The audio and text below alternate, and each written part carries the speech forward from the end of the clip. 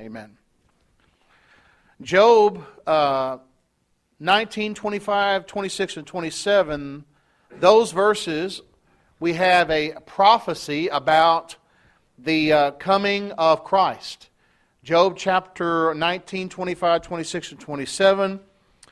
Job says, I know that my Redeemer lives, and he shall stand at last on the earth, and after my skin is destroyed. This I know, that in my flesh I shall see God, whom I shall see for myself, and my eyes shall behold, and not another, how my heart yearns within me.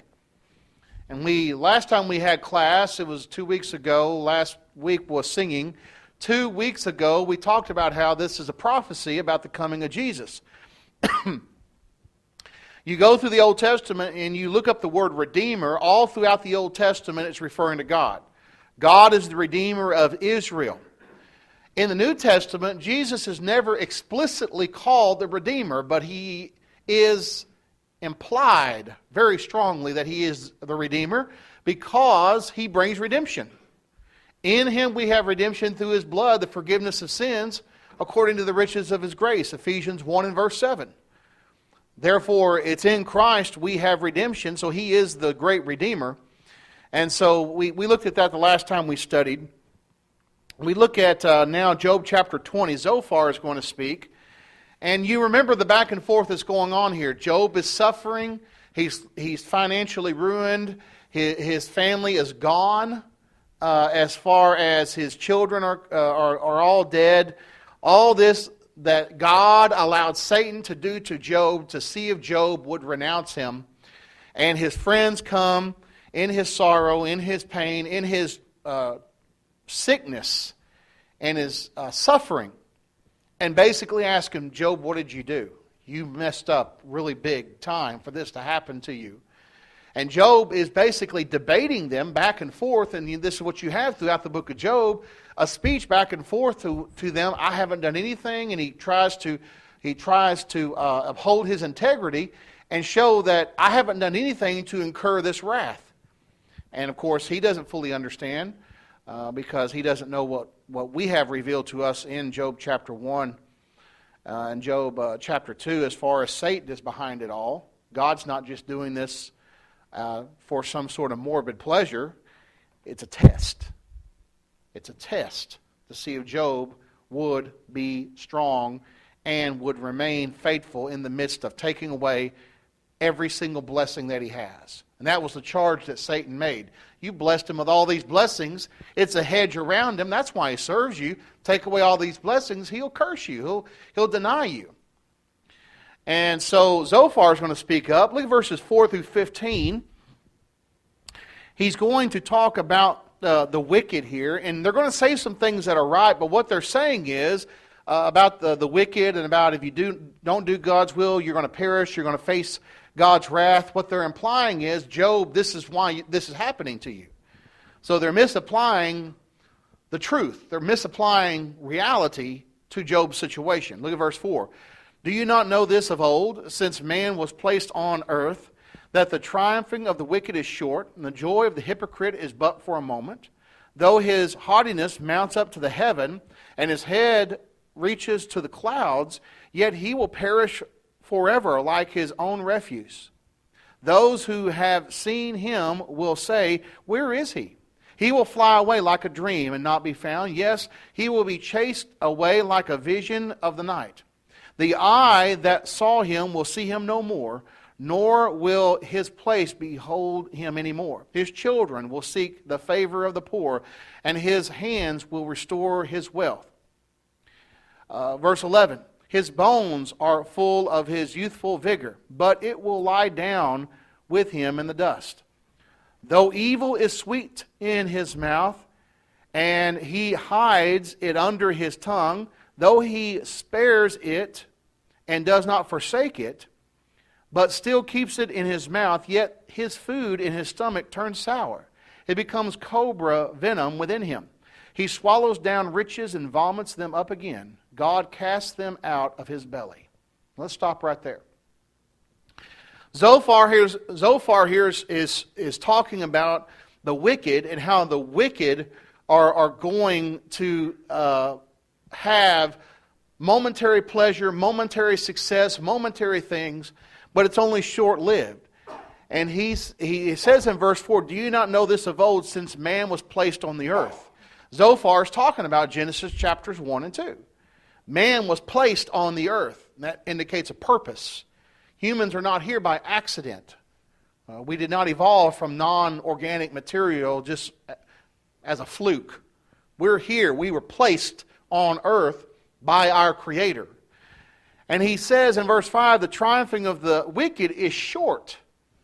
The joy of the hypocrite is but for a moment. And he goes on to talk about how that the wicked have their day coming, and what they accomplish is only short.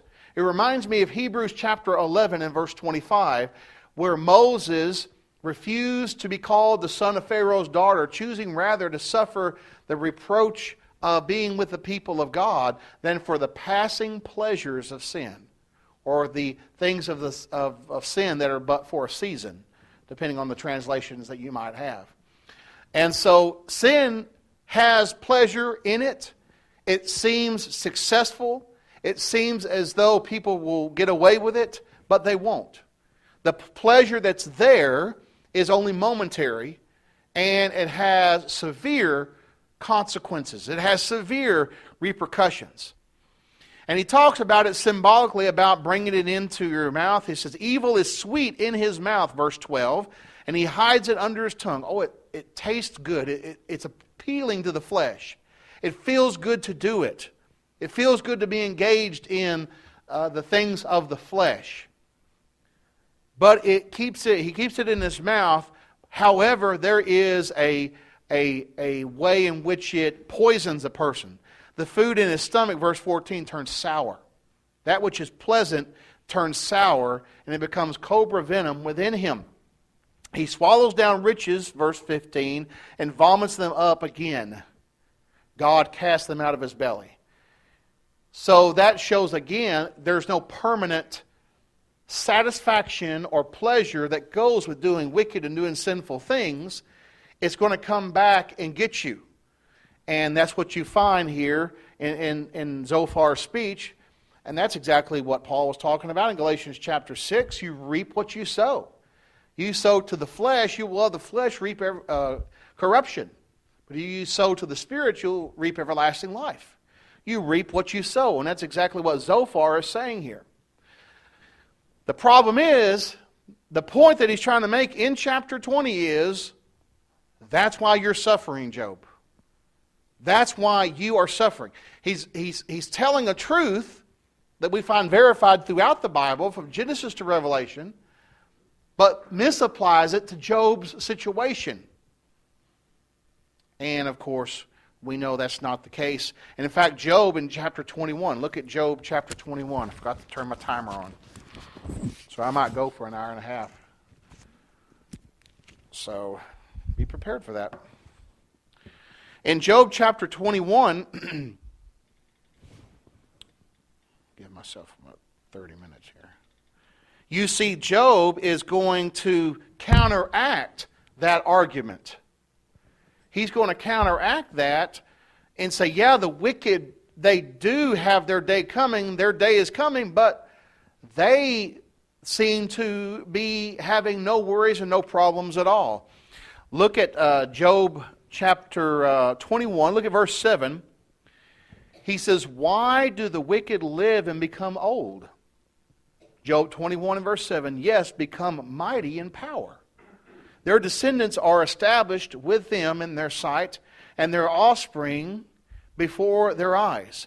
Their houses are safe from fear, neither is the rod of God upon them. The rod of God is not upon the wicked, it seems. That's how it seems. The rod of God is not upon them. They don't seem to have a problem in the world. Verse 10, their bull breeds without failure. Their cow calves without miscarriage. They're having success with their livestock. The rod of God doesn't seem to be upon them. Verse 11, they send forth their little ones like a flock, and their children dance.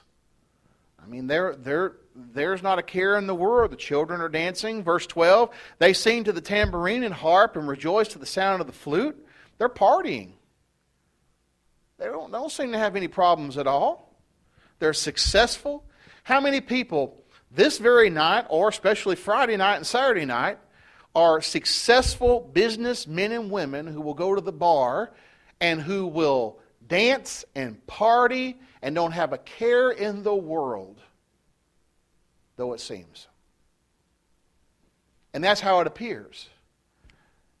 And so it is exactly what Job is saying here. Yes, it's short, but this seems, from our standpoint, like it's an ongoing thing with the wicked becoming powerful in verse 7 and growing old.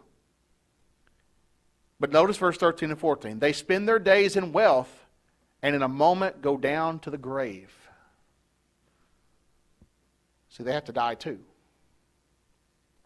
Hebrews 9:27, it's appointed unto men once to die, and after that the judgment. Verse 14, yet they say to God, depart from us, for we do not desire the knowledge of your ways. Here's the attitude of the wicked. Depart from us, we do not desire the knowledge of your ways. Does that not sound like our society? Does it not sound like those that you hear about on the news from time to time who want to take "in God we trust" off the currency? They don't want to think about God. The people who get all upset because they see a cross on a roadside where someone had an accident and lost their life, and so some atheist group wants to sue them because that offends their eyes to see a religious emblem. This is exactly how the wicked are. They're saying to God, depart from us, we do not desire the knowledge of your ways. Romans chapter 1 talks about that. Look at Romans chapter 1. Romans chapter 1 and verse 28, talking about the demise of the Gentiles and how they became very wicked. And it shows, when you read verses 18 through 32, you see a decline of empires, a decline of nations. And when you read that, it sounds very much like our society. That's why it's a concern. But look at verse 28. Even as they did not like to retain God in their knowledge, God gave them over to a debased mind to do those things which are not fitting. Then he lists all the immorality there in verse 29, 30, 32. They don't want to have God in their knowledge. They don't want to think about God. And so that's how the wicked are. They're saying, depart from us. Years ago, 60, 70 years ago, the Bible was taught in schools. There was an acknowledgement of God in schools, but the unbelievers, the wicked, pushed that out. And have our school system got better or worse? They've gotten worse. Anyone that has any sense at all can look and see what's going on in our school system and see what's happening. The same thing in our government and such. So we have that attitude of the wicked. Depart from us. We do not desire the knowledge of your ways. That's how the wicked are. Look at verse 15. Here's what they say. Who is the Almighty that we should serve him? And what profit do we have if we pray to him? That's what they're saying. Who is God? Who is the Almighty that we should serve him? Or what profit is there to pray to him? Verse 16, indeed, their prosperity is not in their hand. The counsel of the wicked is far from me. How often is the lamp of the wicked put out? How often does their destruction come upon them? The sorrows God distributes in his anger. They are like straw before the wind, like chaff that a storm carries away. They say, God lays up one's iniquity for his children. Let him recompense him, and he may know it. Let his eyes see his destruction, and let them drink of the wrath of the Almighty. Let them drink of the wrath of the Almighty. So Job is acknowledging that and showing Yes, the wicked have their day, but for a time, it looks like everything's well with them. And I mean, their punishment from God may be years down the road, decades down the road, but it's coming. It's coming. It's not immediate, but it will be there. And he talks about their wickedness and how that God is angry with them and they don't stand a chance. Verse 18, it's like straw before the wind. We've had some high winds the past few days. You put a piece of straw out there, it's gone. It don't stand a chance. That's what he's saying. The wicked don't stand a chance before the Almighty. They don't have a chance. They're like the chaff that the storm carries away. I mean, you could watch video footage of surveillance cameras of tornadoes and how they will just rip to pieces buildings and blow over semi-trailers and cars. And so there's no chance for things like chaff, which is the useless part of the wheat that is thrown up in the threshing floor. And Job is making the point, their day is coming and they're not going to survive it. They're going to perish, and we know what perish means. According to the Bible, as you read the rest of the Bible, it means they're going to go to hell. They're going to burn forever. They will drink the wrath of the Almighty. That's very similar to Revelation chapter 14. Revelation chapter 14 and verse 8.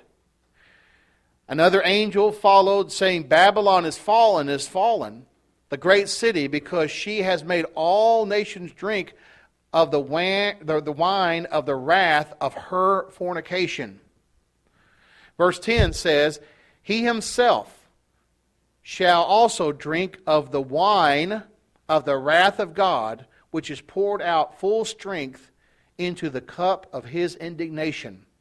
And he shall be tormented with fire and brimstone in the presence of the holy angels and in the presence of the Lamb. Talking about those who would oppose the church, those who would oppose righteousness and Christians in that context. The point is very simple. The wicked have their day, and it is coming. Job is acknowledging that, but Job is not at all in any way, shape, form acknowledging that he is part of the wicked. He's not saying he is. He's saying that he knows the wicked have their day coming. Does anybody have any questions or comments before we go any further? Yes? Yeah, it kind of just reminded me of the book of Habakkuk, how Habakkuk looked at the wicked everywhere, and then kind of a physical manifestation of God's judgment. He's raising up the Chaldeans, but Right. I'll make it the same thing here, same point here. It might appear that the rod of God's not on them, but that's how it is today when we look around and it looks like all the wicked prosper and have fun, but we just have to be mindful of God will control everything. They got to face their day one day. Exactly. I mean, that's a good point. Habakkuk is basically asking the question, when are the wicked going to be taken care of? And God says, I want to raise up the Chaldeans to do it. Then Habakkuk says, the Chaldeans are worse than the people of Judah. How can you use them? And God says, well, I'll punish the Chaldeans too, but the just shall live by faith. In other words, he's saying, you believe in me and trust me, let me handle it. That's basically what he's saying. You let me handle it. We don't have to figure out all the ins and outs and how and why. God is saying the just shall live by faith, and we're just to accept it. And if he uses a wicked nation to punish a less wicked nation through his providence, then that's his business. That's how he does it. We've seen it throughout biblical history. And it's amazing to me that people think they're going to get away with it. Did y'all watch that car chase that went through Royse City? Did you see that on TV? I think it started here in Royse City, and it went through Rockwall down 30. It was yesterday.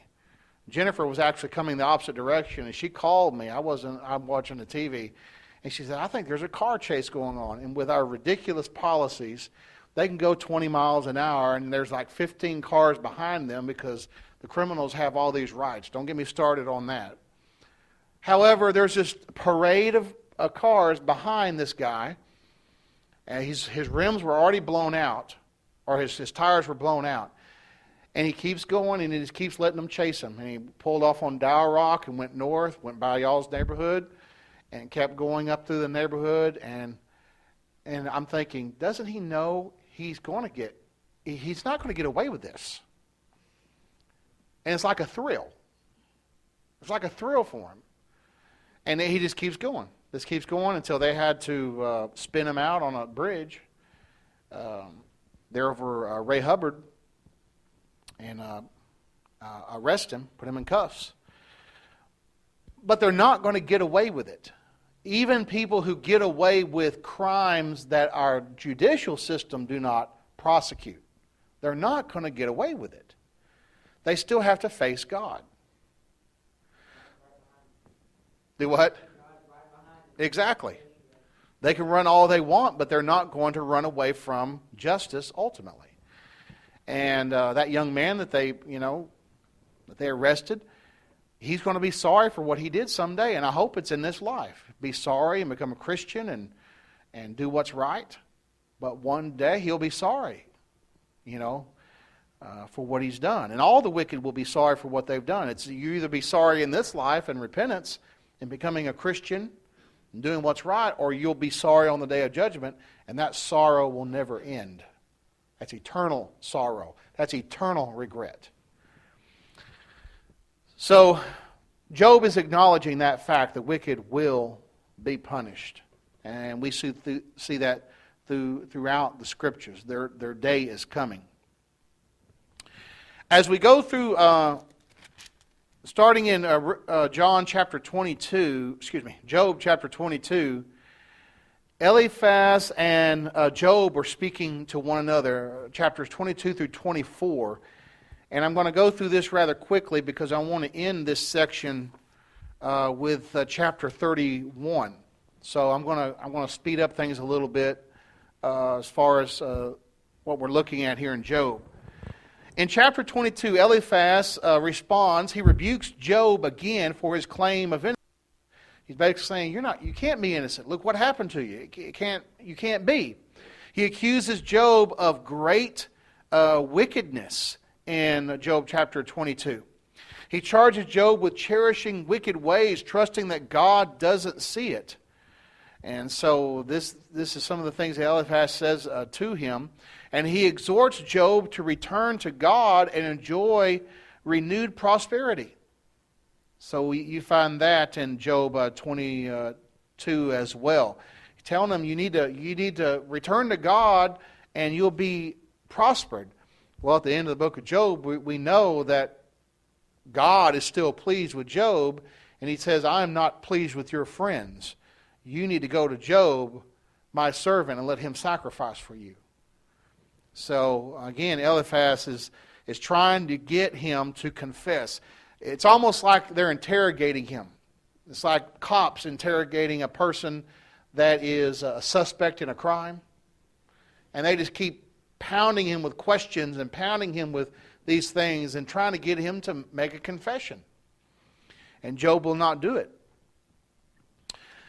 Job chapter 23, he reasserts his longing to find God and present his case. Look at chapter 23, verses 1 through, let's see. Look at verse 1 through 7. Job answered and said, even today my complaint is bitter. My hand is listless because of my groaning. Oh, that I knew where I might find him. And that's talking about God. I wish I knew where I could find him, that I might come to his seat. I would present my case before him and fill my mouth with arguments. I would know the words which he would answer me, and understand that he would say to me. Would he contend with me in his great power? No, but he would take note of me. Job's getting a little big for his britches right here. He's getting a little big for his britches. And God is going to respond to him pretty severely in chapter 38. Chapter 38, you look at verse 1. And we'll go into more detail into that when we get into chapter 38. Then the Lord answered Job out of a whirlwind and said, "Who is this who darkens counsel by words without knowledge? Now prepare yourself like a man, and I will question you, and you shall answer me." So here God, in his power, is questioning Job. And there's about 60 questions in this line of questioning that God gives to Job that are about nature and God taking care of the created order, and where were you when I did this? Do you know how I do this? And a lot of these questions that are asked, even in our modern day with our technology, we don't know the answer to. There's a lot of scientific foreknowledge in here that we're going to see when we get to these chapters. But here in chapter 23, you see Job he's in distress, he's hurting, he's in pain both physically and mentally, and he's getting a little big for his britches. He said, I want to talk to God. I want to present my case before him. I got arguments I want to make. And he says in verse 6, would he contend with me in his great power? No. Well, he's going to contend with him in power. In a whirlwind, he's going to talk to him. But he will take note of me. And so he's wanting an audience with God, and he's going to get that. And Job is going to respond in tremendous humility. If you look at chapter 42, Job 42, after this line of questioning from God, Job 42, then Job answered the Lord and said, I know that you can do everything, and that no purpose of yours can be withheld from you. You ask, who is this who hides counsel without knowledge? Therefore I have uttered what I do not understand, things too wonderful for me, which I do not know. Listen, please, and let me speak. And you said, I will question you, and you shall answer me. I have heard of you by the hearing of the ear, but now my eyes see you. Therefore I abhor myself, and repent in dust and ashes. So here you see his humility there before God. So you see that there in chapter 23. He desires to speak his case before God, confident that he would be able to reason with God. But God is nowhere to be found at this time. And there's a lesson there for us. Just because we're going through difficult times in our life does not mean God is not there. God was with Job in those difficulties. God was with Paul in his difficult times when he was beaten, when he was whipped, when he was stoned, when he was shipwrecked. All those things that are unpleasant. When he received persecutions and things, God was with him. So God is with us through the good times and the bad. Also in chapter 23, maintaining his claims of integrity, he is awed by God's dealings there in chapter 23 of Job. He wonders why the wicked often sin with impunity in chapter 24. That goes into chapter 24. He's considering how that the wicked, they oppress the poor and the helpless, forcing them to live off the land. And God seems like he does not answer the cry of those who are oppressed and punished. He does, but he does it in his own time. Again, just because God doesn't immediately strike the wicked down does not mean he doesn't hear them. How long were they in Egyptian bondage before they raised up Moses? 400 years. That's a long time to be in bondage. Before Moses was raised up to deliver them. So God has a timetable that he will unfold in his good time. And then chapter 24 of Job, what Job thinks should happen to the wicked will eventually happen, talking about how they should face their demise. Then Bildad speaks in chapter 25, and I think chapter 25 is the shortest chapter in Job. It's only 6 verses. So it is a short verse here. Bildad, the Shuhite, answers and said, dominion and fear belong to him. He makes peace in his high places, talking about God. Is there any number to his armies? Upon whom does his light not rise? How then can man be righteous before God? Or how can he be pure who is born of woman? If even the moon does not shine and the stars are not pure in his sight, how much less man who is a maggot and the son of man who is a worm? And of course, he's speaking symbolically about the spiritual condition of men.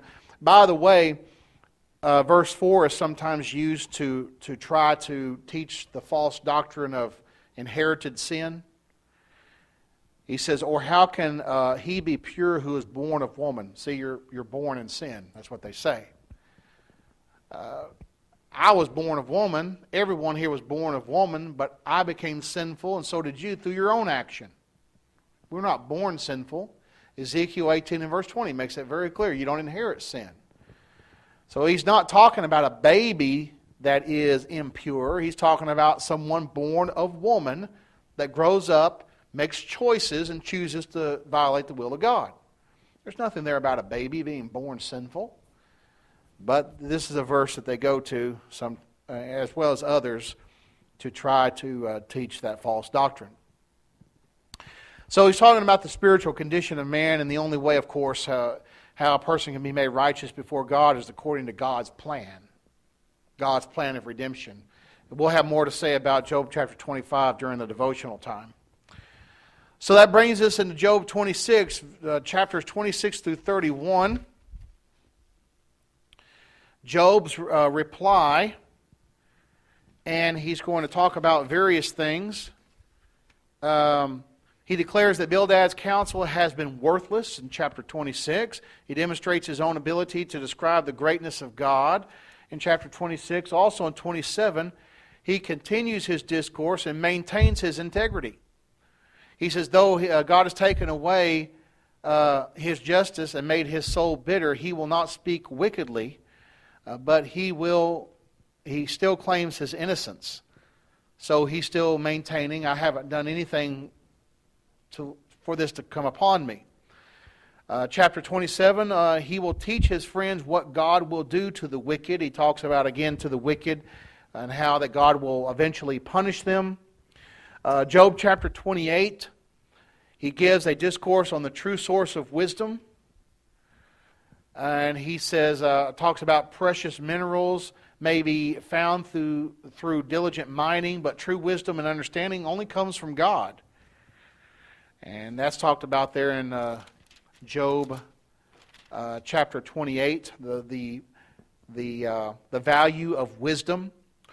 Job chapter 29, he continues his discourse and recalls the good days of his past, the things he used to do before all this calamity came upon him. When God watched over him and blessed him there in chapter 29 of Job, he talks about how that he had respect for others and administered justice for the poor, the fatherless, the widow, the blind, and the lame. He looked to the future with hope. He had optimism for the future. Of course, all this before the calamity hit him. And when others kept silence to hear his counsel, he was like a king. So he had a great deal of respect among the people. Of course, now he's in the trash heap in a deplorable financial and physical condition. That brings us to chapter 30. He then reflects upon his present condition. Chapter 29, he talks about his past. And then chapter 30 talks about his present condition that he's in now. He's now mocked by the sons of those who he once disdained. He says there in chapter 30. He is now their taunt song, their byword. They abuse him. There seems to be some verbal abuse going on from people who are looking at his condition. And if they have the mindset of his friends, they're probably saying he's a wicked man out there. He's getting exactly what he deserves. I mean, if his friends are saying that, imagine what others are saying about him. He's getting exactly what he deserves. He bemoans his agony and the treatment that he feels the Lord has given him. Again, he's placing the blame on the Lord when it's really coming from Satan, and the Lord is allowing it to happen to him. And that brings us to chapter 31. Chapter 31 and verse 1 is very good for men to remember as far as Scripture is concerned, concerning our integrity. He says, I made a covenant with my eyes. Why then should I look upon a young woman? He says, I am pure in my mind. I made a covenant with my eyes not to look upon young women in a lustful fashion. That's what he's talking about there. Made a covenant with his eyes not to do that. So we should be careful what we are looking at. Like the children's song says, be careful, little eyes, what you see. Temperature is going up, the clothes are coming off. We need to be careful what we see. Exactly. And Christians need to be careful what they wear. Exactly. And that's part of it too. Jesus said, if you look upon a woman to lust after her, you've committed adultery with her in your heart. In Matthew chapter 5, there's a responsibility of the man with his eyes, and the responsibility of the women to not dress and expose themselves. And there's a great deal of problem of immodesty among God's people. You expect it in the world. They're of the world. God's people should not be dressing immodestly. But I only have 2 minutes to finish up chapter 31 here. Again, in chapter 31, he knows the ultimate end of the wicked, that they're going to be punished.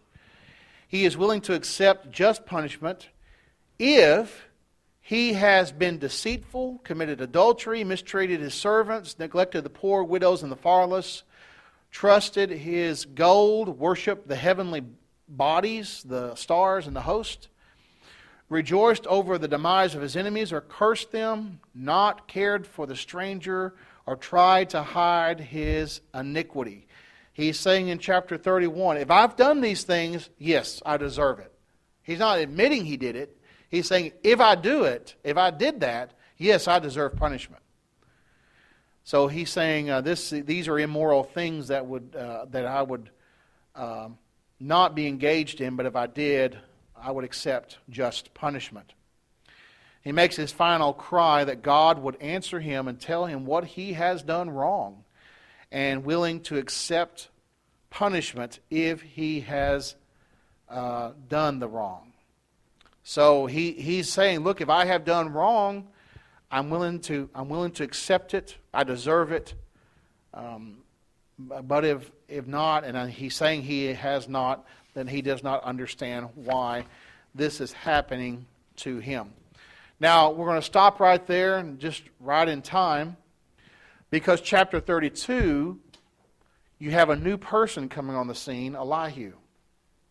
You had the three friends, but now you have a new person coming, Elihu, and he seems to be younger of the three, or of the four now. And he is kind of starting a new section in which he starts talking about Job's friends and contradicts them and contradicts Job as well in some things. And we'll look at it next week in more detail. In chapter 34, proclaims the justice of God.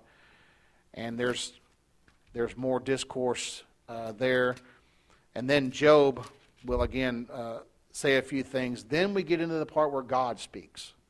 God has been silent all of this time. There's a lot of talking heads, as it were, of people trying to figure out what's going on. But now God is going to speak and basically question Job and talk to him about his power, God's power, and taking care of the created order. So next week, Lord willing, we will continue in Job, read and study chapter 32 through 35. We'll try to cover that section, and we'll go from there, Lord willing.